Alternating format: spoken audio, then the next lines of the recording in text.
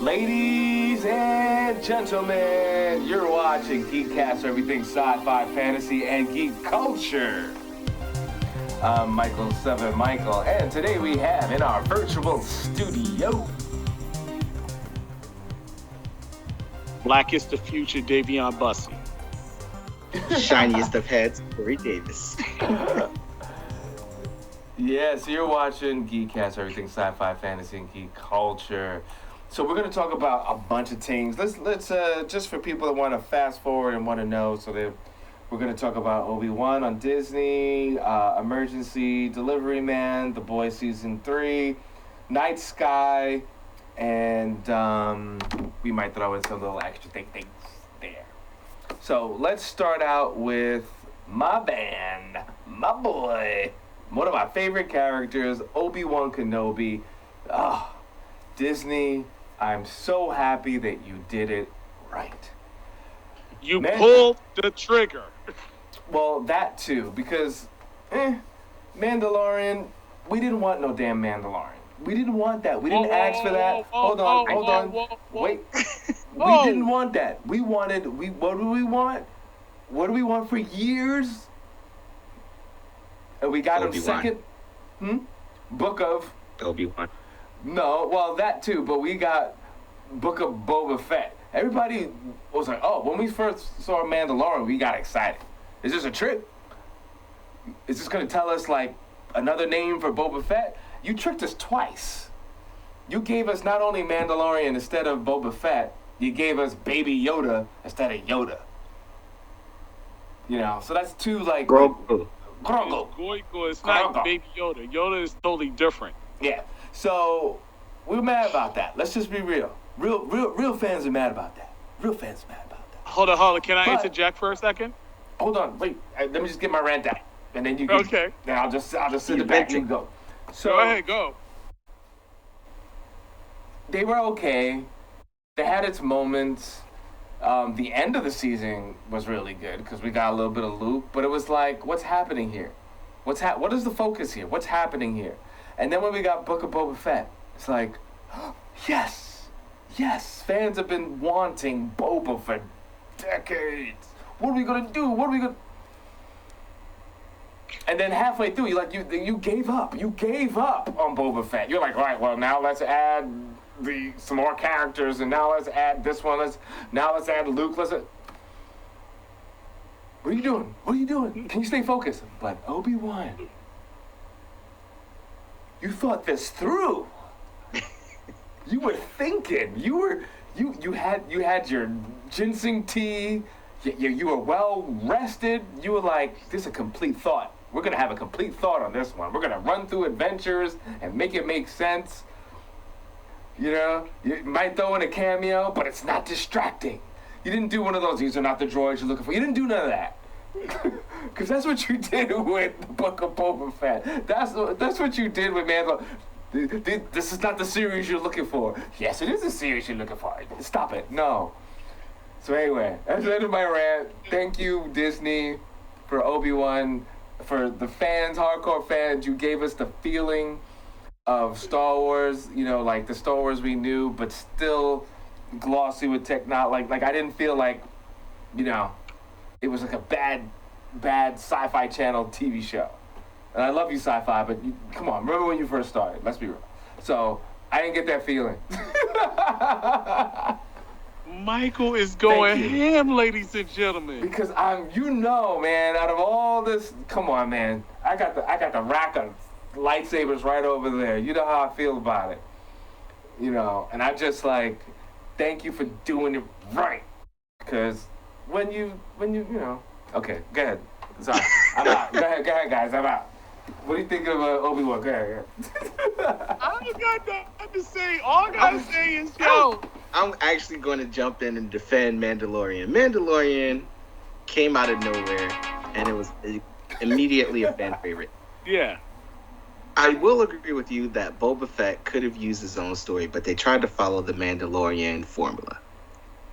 You can't mess up Obi-Wan because, and this is what I think makes it so successful, is we know where the timeline is with Obi-Wan. And they kept it to the movies, and they brought the movie to a show. They did it slightly different. So I think that's why it's very popular and everyone believes that it's done well. Right. But it's just the formula. I still will defend Mandalorian. I appreciate Boba Fett, but Mandalorian is just another part of the equation. Yeah, a Mandalorian's in another league than Book of Boba Fett. I'm sorry. There are people that love Boba Fett, and when they expect to see this show, they're expecting to see a dark side of Boba Fett. And what they got was a watered down former assassin that's trying to find peace within the community that he's pretty much a mobster. But it's I like how you okay. said watered down. Like, yep. And you're like, okay, this is not Boba Fett that we expected. But when they did Obi-Wan Kenobi, I'm like, yo. And I'm on season episode 3 right now.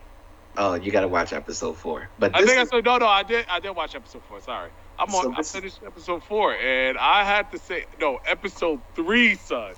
Episode 3. I don't know. This is where I have to call a spade, as Michael would say. With Mandalorian, we don't know who he was, so it was a fresh story. With Boba Fett, I think everyone was expecting the missing pieces, and we didn't really get that. We got more Mandalorian, as you said. Mm-hmm. With Obi-Wan, it was literally a continuation of episode 3, if we're going by episode numbers, not the original trilogy. And so it just continued off the movies. Because if we call it a spade, if it doesn't have the 2 characters that are in it, and I don't want to release any spoilers, we know one of the characters is Obi-Wan.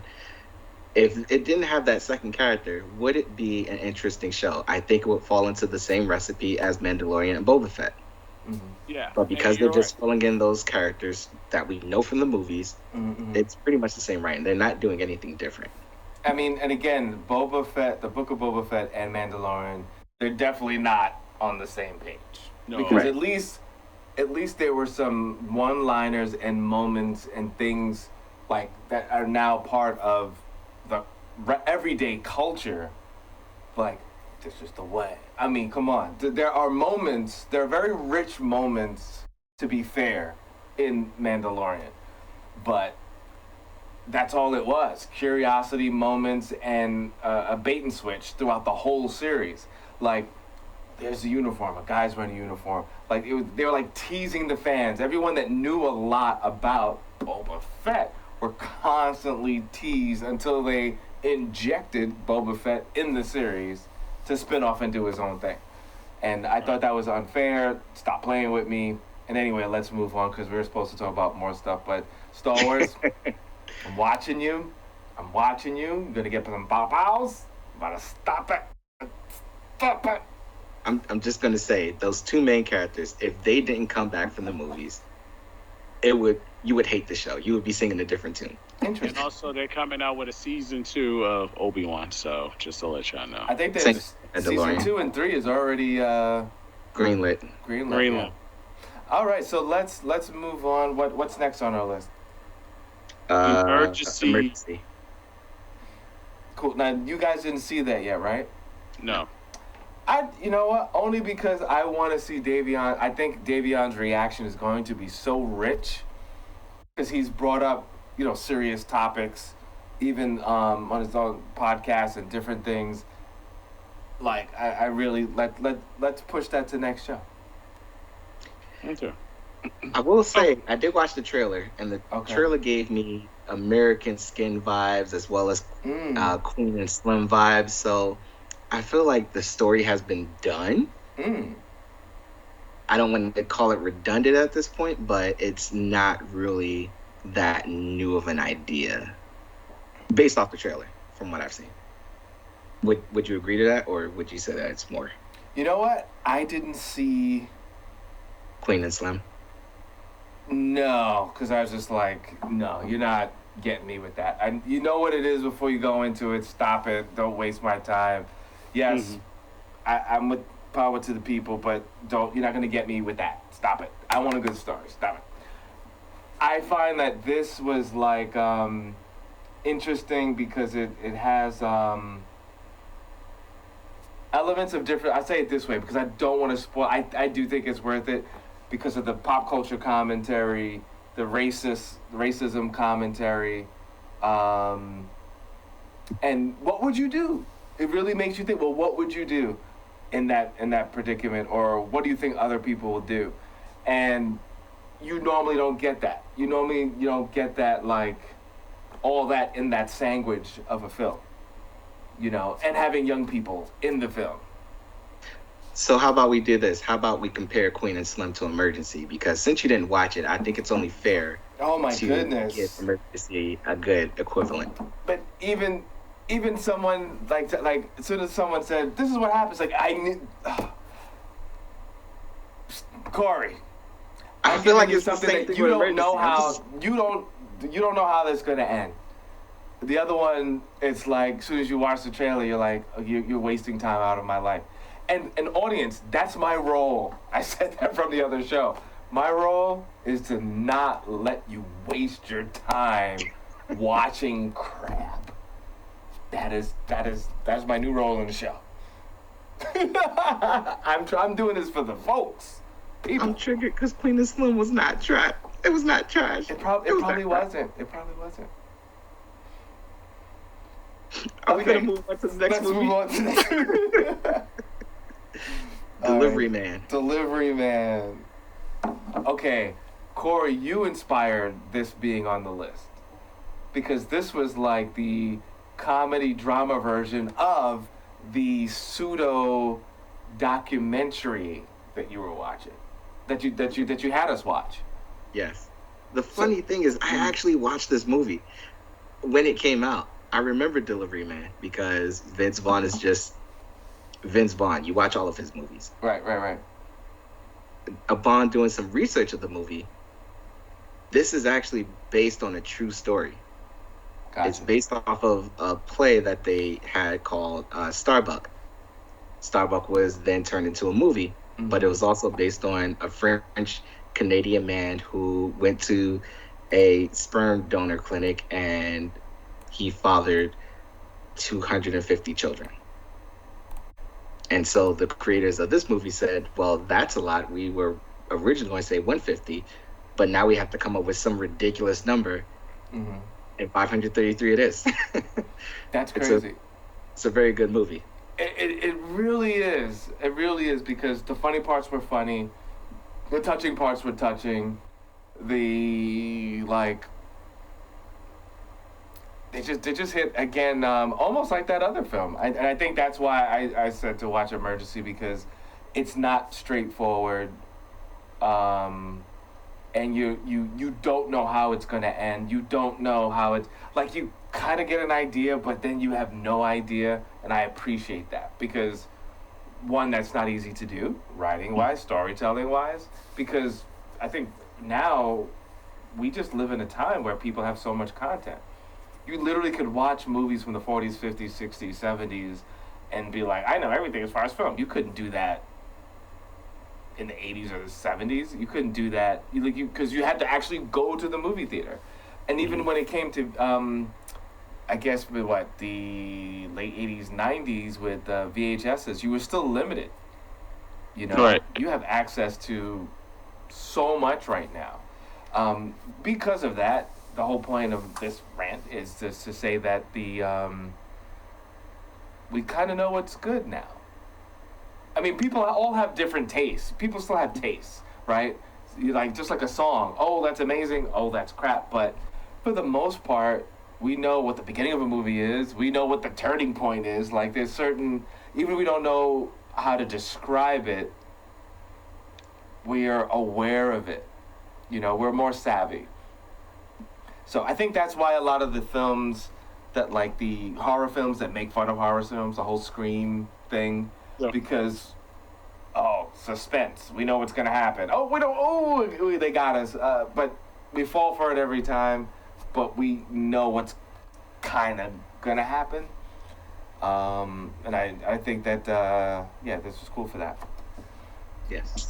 So would you now watching watching Delivery Man as a comedy drama, do you think that what was the name of the other film? The one that was like almost like a documentary. It was a documentary. It was called Our Father. Mm-hmm. Right. Well, the reason why I say that because now they have a new term for these documentaries that actually have like the voices of some of the people. Oh, yeah. What is it? I saw that term. I can't remember it right now. Yeah, there's a new term. And the first time I saw that was with one with Marilyn Monroe, where they actually had voices and recordings of different people either testifying, talking about it, talking about like her death. I actually do need to still watch that because I am curious to see if they revealed anything to the public that they couldn't years ago. But I find that interesting, you know, having real people a part of the process, and whether it's just audio, pictures, video, to tell their story. I feel like with DNA testing, 23andMe, Ancestry, these stories are coming to light. And because one of the first stories that we've found because of this movie happened in 2011. Wow. And it's a dangerous precedent that is still going on with fertility clinics. And however, Canada, I believe Britain, France, Sweden, a lot of European countries will limit how many times a donor sample could use. Wow. The difference between this movie and the documentary Our Father is there was no crime created in this movie like it was in Our Father. So if you go to a fertility clinic, yes, you can use your sperm if it's viable an unlimited amount of times because there are no laws governing how many times you can use your sample in America. I think that needs to be addressed because now you're saturating your genes in society where your offspring kind of gets together. If they have offspring, now you're only increasing chances of retardation, some type of mutation, or a lot of health issues with your offspring because your genes are so closely connected. Wow. So it's a dangerous precedent to have so many people with such similar genes in a small area. That's why, sorry to interrupt, but that's why it's good to know who's related to you and where your family connection is, because of the fact that you could go around messing around with a relative of yours and not really realize it. Right, and that's the funny part of this movie. Now it's 533 people who are closely connected. That's in a whole, area. And magically in this thing, have you noticed they're all in the same town? Did you catch that? They're all in the same. That's the thing, right? If one person goes to one fertility clinic, then the people that are close to that fertility clinic are going to use their services. So you're going to create a lot of offspring if you're using one person's sample multiple times. Right. And you're more likely to get together with, because we have this vibe. We're, you know what I mean? Like this is energy between it. No, it's because you're related. That's why she's so cool. That's why I can't explain it, but something about her. We're just magical. Nope. So you're related, but now y'all bring it back. Now I do remember this film. Which one? Delivery Man? Yes. Oh, you did see it? Yes, a long time ago. Yes, I did. Yeah, it came out like 2013. It was great. It was great. I think that was great. And again, because of the other film that you brought to the table, that made it make more sense to even bring it up. So, all right, let's move on to The Boys season 3. Yes. I like this season more than season 2. What do you guys think? I agree. The common theme right now is a lot of people weren't prepared for season 3 because season 1 was already enough. Season 2 took its steps up. Season 3, however, went straight to the vulgarity of the comics, and a lot of people were not ready for the scenery that happens immediately in episode 1 and episode 2. Yes. Homie fell in love with a Nazi. I mean, in season 2. And it messed with his psyche. I'm just going to say the opening if you get past the first 10 minutes of season 1, episode 1, a lot of people were tuning out and turned off by what they were seeing because what was so bad about that again? I mean, I saw a couple episodes, but what was I'm trying to remember the. So it was their version of an incredible shrinking man. Oh yes, gotcha. Yeah, gotcha. That's all we'll say. Wow. And yes. I kind of knew that was going to happen. And you knew it was going to happen. It was just... That was crazy. But they killed him, right? They put him in a thing of coke. Oh no, No, not the superhero. So he's still alive. Yes. Okay. Just probably high off of drugs. So I guess we can explain this. After season 2, Huey gets with an agency that is pro superhero, but still maintaining the status quo more strictly than they have been in the previous 2 seasons. Right. Mm-hmm. And we go from there. Yeah, it's crazy. Yeah, I like this series.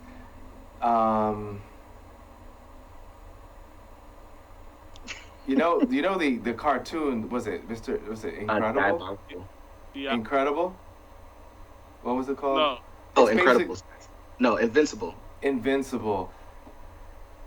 It's interesting because it's like, when they probably created this in its natural transition, right? Usually when genres are super popular, of course, superheroes, the natural next step is let's do a whole bunch of comedies.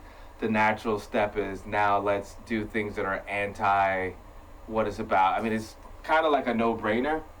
But I do like the fact that The Boys and what you said, Invincible? Invincible. I think as far as I haven't read the comic books, but as far as their TV and animation execution's done really well. Like it is not annoying. It's all gimmicky, right? But this stuff has been done to death, really. But I think they actually do it well. Well, the fact that if superheroes were among us, the consequences of being human is not really that popular of a concept. Yes, you've seen it, but not to this level or degree as in Boys and Invincible. So I do appreciate that. Sentiment. I appreciate it a lot. And they're not afraid to go in, obviously. The very first episode of season 3. I don't know, man. I kind of root for Highlander sometimes. Homelander? Highlander. No, I've never rooted for Homelander at all. Because Sparkle, what are their names? Sparkle? No. Glitter? Starlight? Starlight? Gets on my nerves sometimes. It's just too much for me, I don't know. No, she literally is the embodiment of if you were from a small town in the middle of America. She does that you well. had superpowers. Yes, exactly. Great actors, all of them are. I love it. I love it. But sometimes they live up to their superhero personas. But the one that gets me the most, which I please get rid of him. He bothered me from the very beginning. Was it Huey? Huey, yeah. No, what? Why? He developed more. But he's such an annoying character. No, How? he's perfect. He is perfect. It's perfect for what it is. I as much as I'm annoyed by his character, I realize how much his character is important. But he's still annoying. You need the affable character. It just doesn't work without an affable, lovable character. He's not lovable. He's annoying to all their flaws. All right. What about Mother's Milk?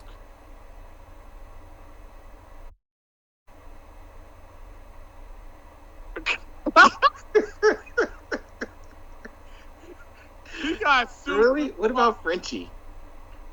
I like Frenchie. I like Frenchie, but we could kill him off. We could kill off Frenchie at some point. No, we can't kill off Frenchie. We can't kill off Mother's Milk. We can't kill off Butcher.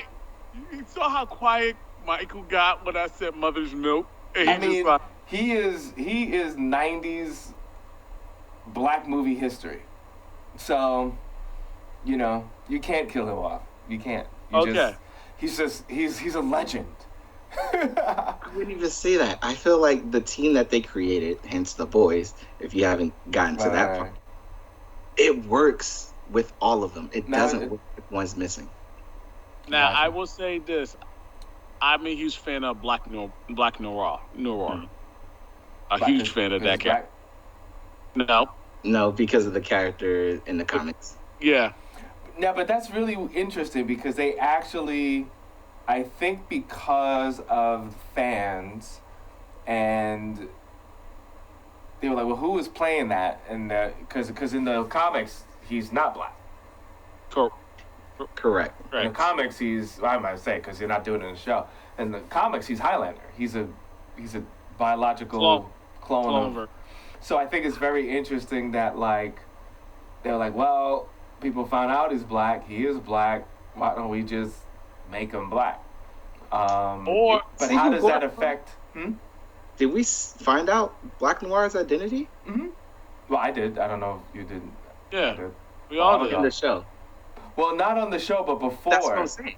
Fans were like, well, yeah, they were like, who's playing this guy? Who's playing this guy? Oh, he's black, which is different from the thing. So I think maybe they said, well, shoot, let's just let people, in season 3, spoiler alert, or this will get you excited to watch season 3, like, oh, they actually show his face and everything.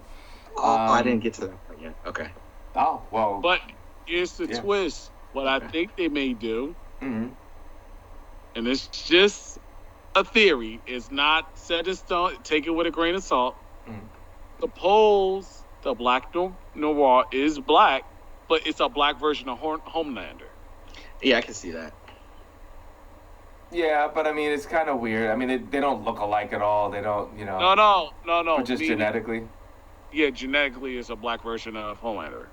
Which is fine, because you can only do so many superpowers, so it only makes sense to have a black version of that. Yeah, he's the what's that? Have Superman and like what was the opposite of Superman? He was like Bizarro? Yeah. Or so. One's white, one's black. Wait,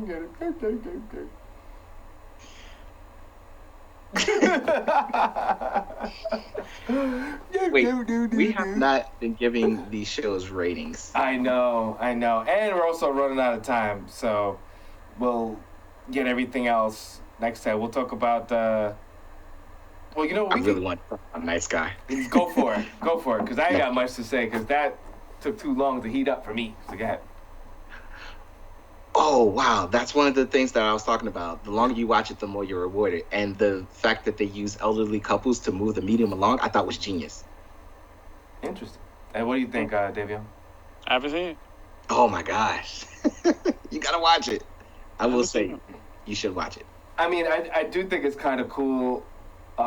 See, Corey, they really need to hire you to do the trailers or to hype people to what, because you're like, yo, this is great. They got their own little barn, and they walk down, and they can walk into a whole nother universe. They can walk into a whole nother universe. I mean, like, you really sold it.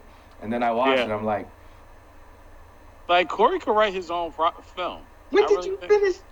Did you get through all the episodes? I didn't get through all the episodes, but it's like it's just a slow burn, man. It's such a slow burn.